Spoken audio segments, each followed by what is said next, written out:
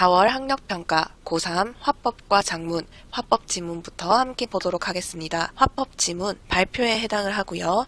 발표 첫 부분에서 자기소개한 다음 바로 영상 제시하는 거 확인을 할 수가 있습니다. 등산 중 조난을 당한 인물이 노란색 표지판에 적혀있는 과 지점 번호를 보고 자신의 위치를 구조대에게 알리는 동영상인데요. 이 동영상을 통해서 청중의 흥미를 유도하고 발표의 화제인 국가 지점 번호에 대해서 제시를 하고 있습니다. 이어지는 단락에서는 이 국가 지점 번호가 무엇인가 구체적으로 다시 설명을 해주고 있는데요. 국가 지점 번호는 국토 및 이와 인접한 해양을 격자형으로 나누어서 산이나 바다처럼 도로명 주소가 없는 곳에서도 정확한 위치를 알려서 재난, 재해 등의 상황에 신속하게 대응하기 위해서 만든 것입니다. 그러면 우리가 이 부분에서 국가지점 번호란 무엇인지 또 도입 배경과 목적은 무엇인지 확인을 할 수가 있는 거죠. 그럼 이런 목적을 가지고 도입된 국가 지점 번호는 어떻게 생겼을까요? 아는 사람 잘 없지요.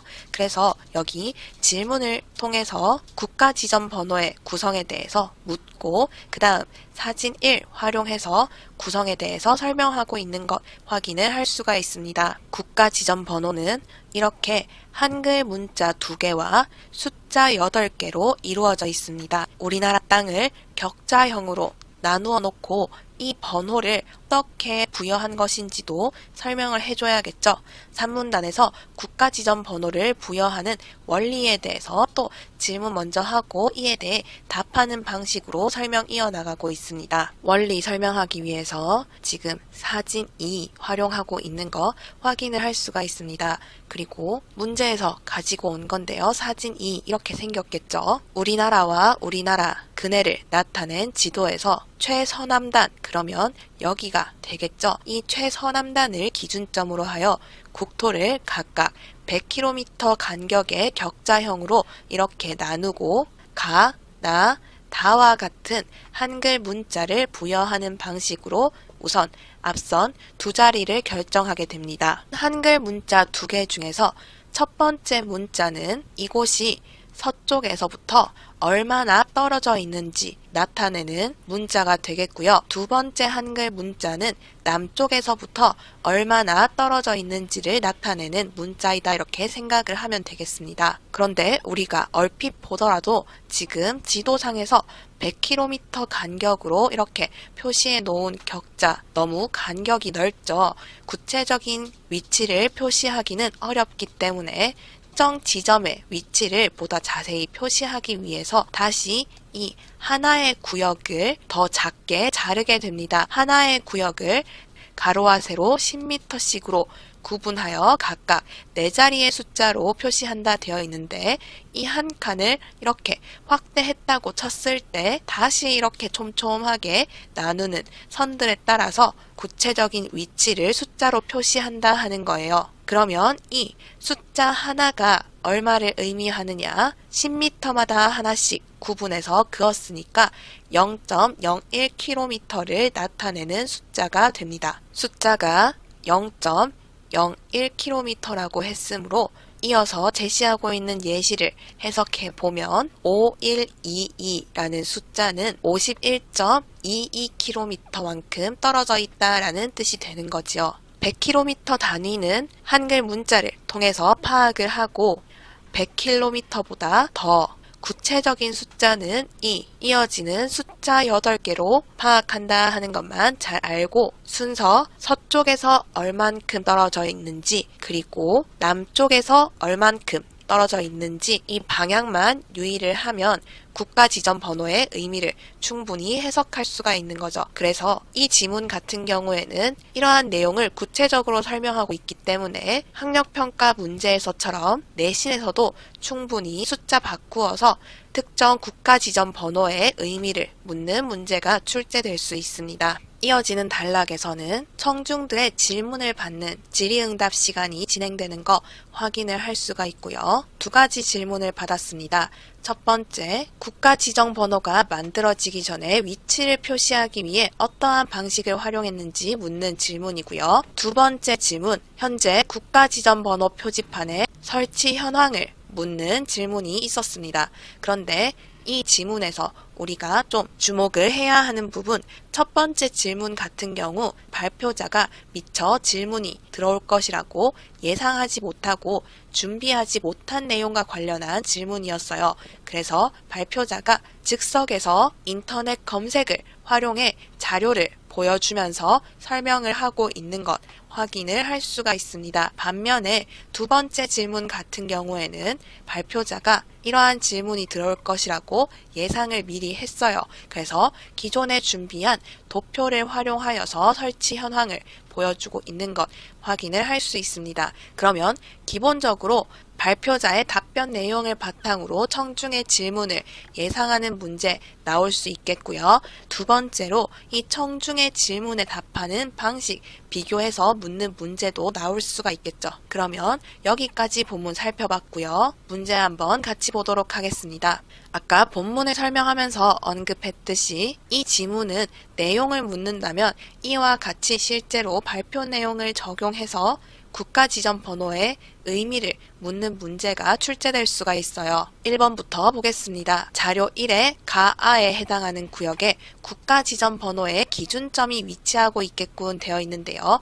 국가지정번호의 기준점이 어디에 있느냐? 사진 2 제시하면서 원리 설명하는 부분에서 우리가 찾을 수 있습니다. 국가지정번호는 우리나라의 최서남단을 기준점으로 하여 거기서부터 가와 같이 한글 문자를 부여하게 돼요. 그러면 자료 1에서 국토의 최서남단 여기인 거 확인할 수가 있겠죠. 그렇기 때문에 이 구역에 부여한 한글 문자도 가인 거 확인을 할 수가 있습니다. 1번부터 내용 적절하지 않다. 정답이 되겠네요. 그 다음 2번 자료 1에서 A구역의 시작점은 C구역의 시작점으로부터 서쪽으로 200km 떨어진 곳에 위치하고 있겠군 되어 있는데 자료 1의 A구역을 보면 여기에 해당을 하고요. 그 다음 C구역은 여기에 있습니다. 이 한 줄 한 줄 간격이 100km라고 했기 때문에 이 줄과 이 줄 지금 200km 떨어져 있는 것 쉽게 확인을 할 수가 있죠. 그래서 2번 적절한 내용이다. 그 다음 3번 자료 1의 B구역의 국가지정번호 중 한글 문자는 바마이겠군 되어 있는데 B구역 여기를 나타내는 거고요. 잘 보이게 좀 확대를 했습니다. 각 칸에 부여되는 한글 문자는 최서남단 가에서 시작해서 가나다 순으로 붙는 거 본문에서 확인을 할 수 있어요. 그러면 여기 B구역 같은 경우 여기가 4니까 4 이전에 오는 바인 거 짐작을 할 수가 있습니다. 아니면 여기서부터 가나다 이렇게 세워도 상관없어요. 그리고 두 번째 오는 문자는 서쪽에서 북쪽으로 가면서 붙는 거지요. 그래서 가, 나, 다, 라, 마인 거 확인을 할 수가 있습니다. 3번도 적절하다. 그 다음 4번 자료 2와 같은 표지판은 도로명 주소가 부여되기 어려운 곳에서 위치를 알리는데 유용하겠군 되어 있는데요. 국가지정번호의 도입 배경과 목적을 설명하는 두 번째 단락에서 여기 국가지정번호는 산이나 바다처럼 도로명 주소가 없는 곳에 설치한 표시판에 표시되어서 유용하게 활용된다. 이런 곳의 정확한 위치를 알려주는 역할을 한다 하는 내용 확인을 할 수가 있습니다. 그러면 4번의 내용도 적절하다. 그 다음 5번 자료 2의 국가지정번호 표지판은 기준점에서 동쪽으로 384.85km, 북쪽으로 713.33km 떨어진 곳에 위치하고 있겠군 되어 있는데 첫 번째 동쪽부터 확인을 해보겠습니다. 라면 네 번째 문자이기 때문에 300에서 400km 사이의 칸에 들어있는 것 알 수가 있고요. 그리고 숫자는 100km를 다시 10m마다 나눈 것이다 설명을 했기 때문에 1이 0.01km에 해당한다라고 얘기를 했어요. 그러면 8485는 84.85km에 해당을 합니다. 그래서 384.85km인 걸 우리가 알 수 있게 되는 거죠. 그 다음 두 번째 남쪽을 기준으로 북쪽으로 얼만큼 떨어져 있느냐 I이기 때문에 여덟 번째 문자 그러면 라아 여기에 해당하는 거 알 수가 있고요. 그 다음 이어지는 숫자와 함께 읽으면 713.33km 떨어져 있다 하는 것을 알 수가 있습니다. 그렇기 때문에 5번도 적절하다. 3번에 적절하지 않은 것은 1번이 되겠지요. 방위만 헷갈려 하지 않으면 이해하는데 그렇게 어렵지 않고 내신에는 또 충분히 활용될 수 있는 문제이기 때문에 이렇게 연습을 한번 제대로 해놓으면 좋겠습니다. 그러면 화법과 작문으로 넘어와서 화법에 해당하는 회의부터 또 하나씩 보도록 하겠습니다. 회의는 공동체에서 해결해야 할 문제가 있고 그 문제를 해결하기 위한 방안을 함께 이야기하면서 마련하기 위한 말하기이죠.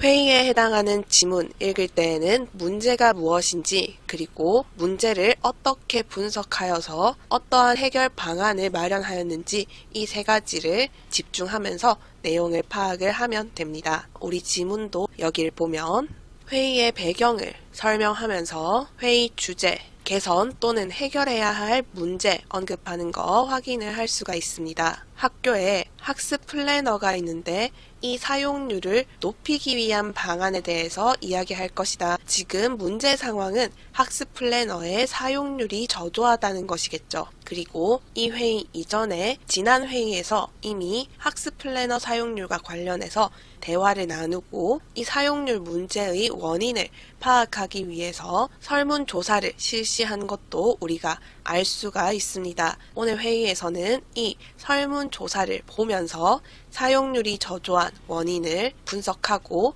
이를 바탕으로 적절한 방안을 모색하고자 하는 거죠. 그리고 지금 학생 1이 회의를 진행하고 논의할 내용들을 언급하는 사회자와 같은 역할을 하고 있기 때문에 우리가 학생 1의 발언을 기준으로 하여서 내용을 크게 나눌 수가 있습니다. 첫 번째 부분은 사용률이 저조한 원인을 파악하는 부분이 되겠는데요. 여기까지가 설문조사 결과를 바탕으로 원인에 대해서 이야기하는 부분입니다. 원인 크게 세 가지 얘기를 하고 있네요. 첫 번째, 필요성을 느끼지 못해서 쓰지 않는다. 두 번째, 필요성은 알고 있지만 작성하는 방법을 잘 몰라서 쓰지 않는다. 마지막, 학교에서 제공하는 학습 플래너가 실용적이지 않다고 생각해서이다. 구체적으로는 학교에서 제공하는 학습 플래너가 너무 커서 가지고 다니기 불편하기 때문에 실용적이지 않다라고 생각하는 것이 마지막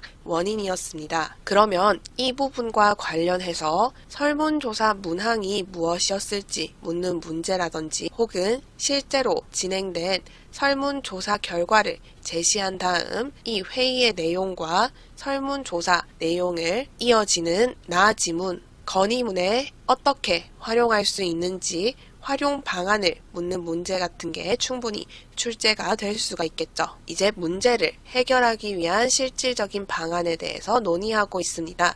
우리 학교 학습 플래너 사용률을 높일 수 있는 방안을 쭉 이야기하는 거죠. 첫 번째, 사용률을 높이기 위해서 학습 플래너의 필요성과 작성법을 알려주는 홍보 활동을 하면 좋겠다. 이렇게 학생 2가 제안을 하고 있는데요. 이는 앞서 설문조사에서 왜 필요한지 모르겠다. 그리고 어떻게 쓰는지 모르겠다 라고 답한 두 응답의 내용을 고려한 해결 방안이라고 생각을 할 수가 있습니다. 그러자 학생 3이 지금 이 의견에 동의하면서 조금 더 구체적으로 의견 덧붙이고 있는 거 알 수 있습니다. 학생들의 경험담을 소개하면 홍보에 도움이 될 것 같다 이렇게 얘기를 했고요. 학생 2가 그렇게 하면 효과가 좋을 것 같다 동의하는 것도 확인할 수 있습니다. 그러면 필요성과 작성법에 대한 해결 방안은 마련을 했고요. 실용성이 낮다라고 언급한 부분에 대해서는 어떻게 해결을 할 수 있을까? 크기가 너무 크기 때문에 실용성이 낮다라는 응답이 있었죠. 그래서 이 크기 관련해서는 다양한 크기의 학습 플래너가 있으면 좋을 것 같다라는 방안이 나왔습니다. 그런데 학습 플래너의 크기 학생들이 바꿀 수 있는 게 아니죠. 그렇기 때문에 학습 플래너 관련해서 학교에 건의문을 제출하자라는 제안이 또 나오게 됩니다.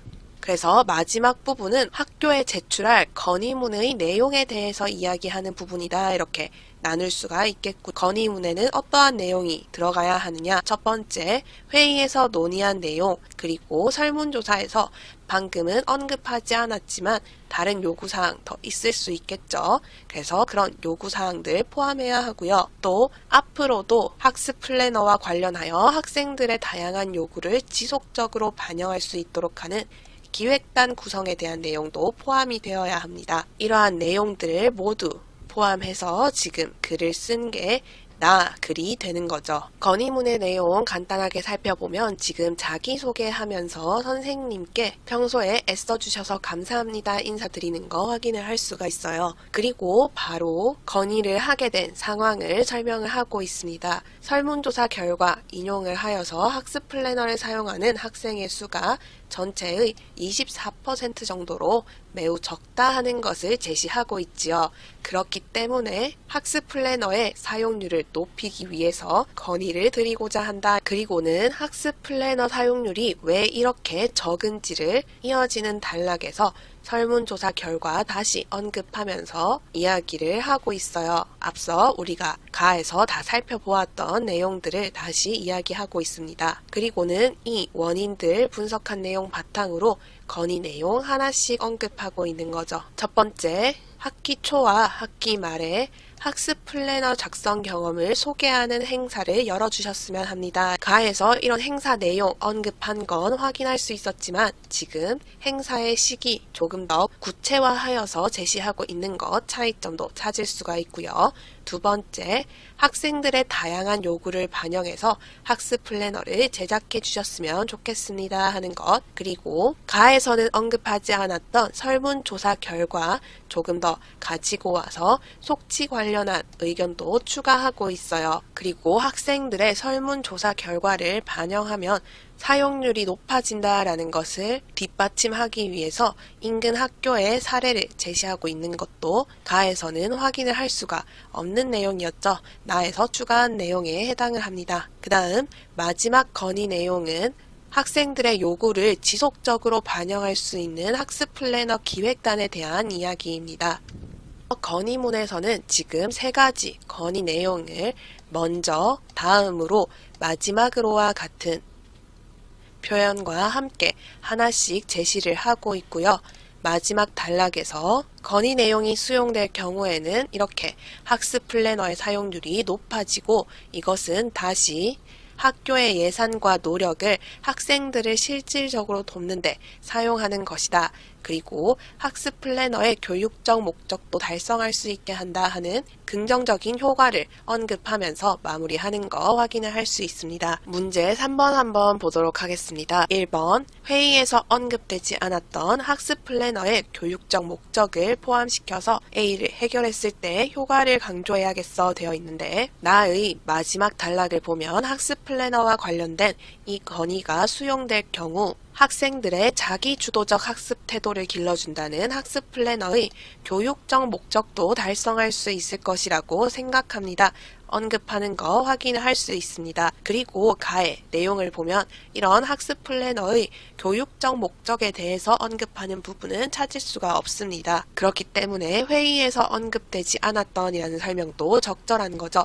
1번은 적절하다. 그 다음 2번, 회의에서 언급되었던 학습 플래너의 크기에 대한 학생들의 의견을 포함하여 휴대성이 떨어진다는 문제에 대한 해결 방안을 명확히 제시해야겠어 되어 있는데요. 회의를 보면 지금 학습 플래너 크기가 너무 커서 실용적이지 않다라고 생각하는 의견이 있는 거 확인을 할 수가 있고요. 해당하는 내용, 건의문에서 학습 플래너의 실용성을 높이기 위해 학생들의 다양한 요구를 반영하여서 크기 그리고 속지 꾸면 좋겠다 건의하는 거 확인을 할 수가 있습니다. 그러면 회의에서 언급했던 거 맞고요. 크기에 대한 학생들의 의견을 포함하고 있고요.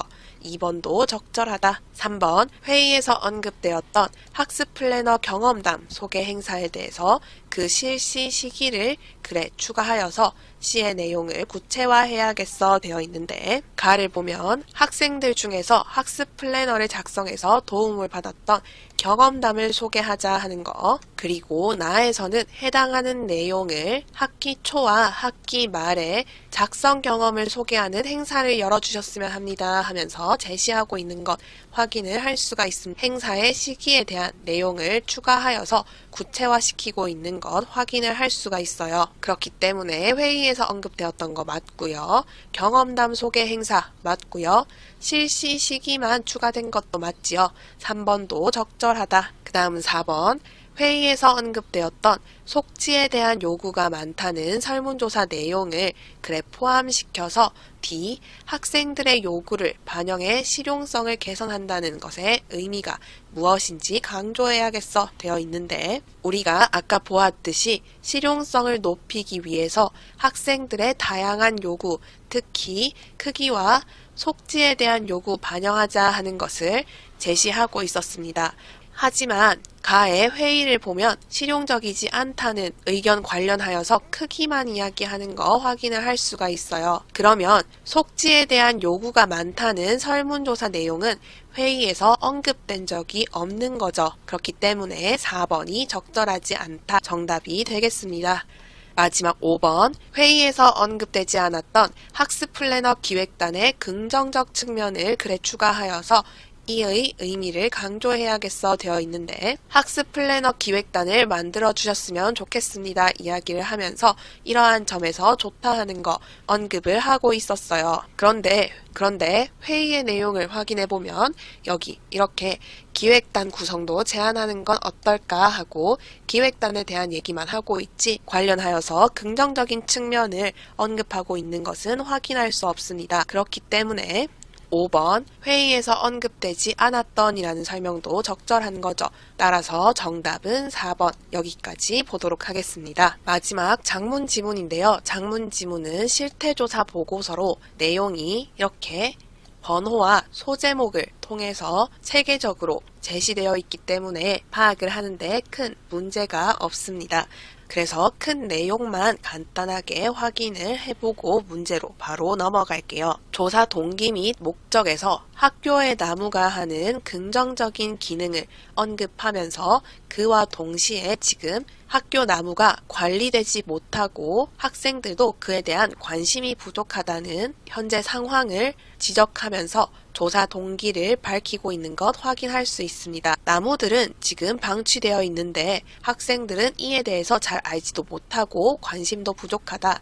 그래서 우리 동아리에서는 학교의 수목 관리 실태를 조사하고 이를 통해 문제점 파악한 다음 개선 방안까지 모색하고자 한다 하는 것을 구체적으로 밝히고 있습니다. 여기에서 우리가 확인할 수 있는 내용, 나무가 하는 긍정적인 기능, 조사 동기, 보고서의 주제 및 조사 목적 다 찾을 수가 있는 거죠. 그러면 조사하고자 했던 내용, 보고서의 주제인 수목관리의 문제점과 개선 방안 어떻게 조사를 하였느냐? 현장 조사와 자료 검색 둘 다 활용을 했고요. 현장 조사는 학교 안 나무들을 실제로 하나씩 확인해 본 게 되겠죠. 조사한 내용, 조사 결과에서 다시 실태 및 문제점 분석과 개선 방안으로 나누어서 제시를 하고 있습니다. 관리 실태 및 문제점은 현장 조사 내용을 바탕으로 3가지 언급하고 있고요. 첫 번째, 나무들이 과도하게 가지치기가 되어서 활력을 잃어가고 있다.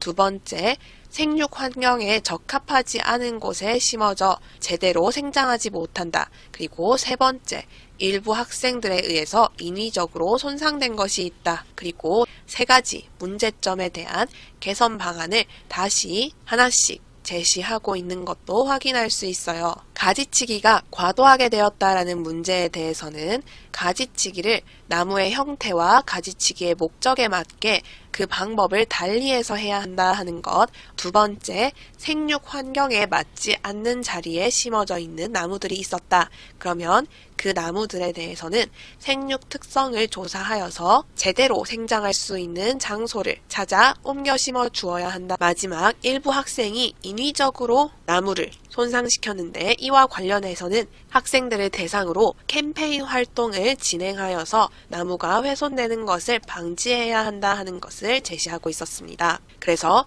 앞서 언급한 보고서의 목적인 문제점 파악과 개선 방안 제시를 모두 충실히 하고 있는 보고서에 해당을 하고요. 결론 부분에서는 조사를 통해 새롭게 알게 된 점 언급을 하면서 마무리를 하고 있습니다. 문제 3번 볼 텐데요. 문제 3번은 초고를 보완하기 위해 추가로 수집한 자료의 활용 방안을 묻는 문제입니다. 1번 자료 1-가를 활용하여서 우리 학교 나무에 대한 학생들의 인식을 보여주는 자료로 제시한다. 자료 1-가는 우리 학교 설문조사 결과로 학교 나무에 관심이 있는가라는 질문에 그렇지 않거나 매우 그렇지 않다라고 응답한 학생이 과반수 이상임을 제시하고 있습니다. 그렇기 때문에 이를 활용하여서 학교 나무에 대한 학생들의 인식, 그렇게 관심이 많지 않다라고 하는 것을 보여주는 것은 적절하겠죠. 1번은 적절하다. 그 다음 2번 자료 1-나와 자료 2를 활용하여 햇빛을 받지 못하는 무궁화일수록 과도한 가지치기가 필요하다는 내용을 뒷받침하는 자료로 제시한다. 자료 1-나를 보면 차광률, 쉽게 이야기하면 빛을 받지 못할수록 무궁화가 개화하는데 꽃이 피는데 어떠한 영향을 주느냐 하는 것이었는데요. 빛이 하나도 차단되지 않았을 때에는 13송이가 피는 반면에 빛이 점점 들어오지 않을수록 차단될수록 7송이 3송이로 줄어드는 것을 확인할 수 있습니다. 그리고 나서 전문가 인터뷰를 보면 나무가 햇빛이 부족할 경우 가지가 연약하게 자라거나 피는 꽃의 수가 줄어들게 된다 하는 것을 언급하고 있죠. 그러면 이 전문가 인터뷰와 자료 1-나를 활용하여서 무궁화 꽃이 피는 데에는 햇빛이 중요하기 때문에 햇빛을 많이 받는 곳으로 옮겨야 한다 하는 것들을 제시할 수 있을 겁니다. 그런데 지금 선지에서는 이러한 내용 대신에 햇빛을 받지 못한 무궁화에게 과도한 가지치기 필요하다는 것을 제시해야 한다 얘기를 하고 있었어요. 그런데 오히려 이런 과도한 가지치기는 전문가 인터뷰에 따르면 나무가 세균에 감염되어 고사할 수 있는 가능성을 높이죠. 그렇기 때문에 적절하지 않은 내용을 가지고 왔다. 그 다음 3번 자료 2를 활용하여 지나친 가지치기가 나무의 건강에 악영향을 미친다는 내용의 심각성을 부각한다 되어 있는데요. 우리 방금 이야기를 했죠. 가지치기 과도하게 하면 나무가 세균에 감염되어 고사할 수 있는 확률을 높이기 때문에 건강에 악영향을 미친다. 내용 제시하는 거 적절합니다. 3번도 적절하다. 4번 자료 2와 자료 3을 활용하여 나무 옮겨 심기의 필요성을 뒷받침하는 자료로 제시한다.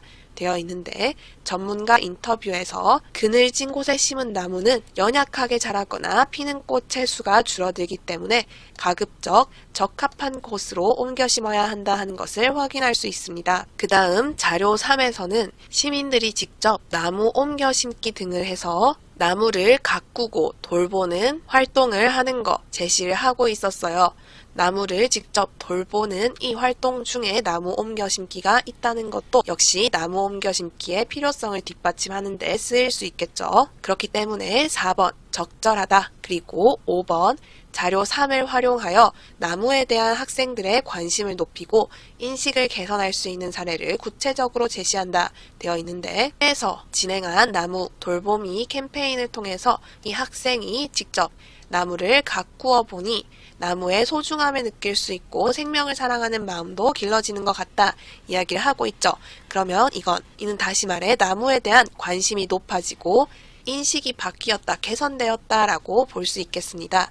그래서 5번도 적절하다, 3번에 적절하지 않은 방안 2번까지 찾을 수 있습니다. 그러면 여기까지 4월 학력평가 고3 화법과 작문 함께 살펴보았습니다. 모든 자료는 나무아카데미 홈페이지에서 이용하실 수 있습니다. 채널을 구독하시면 더 많은 정보를 얻으실 수 있습니다. 감사합니다.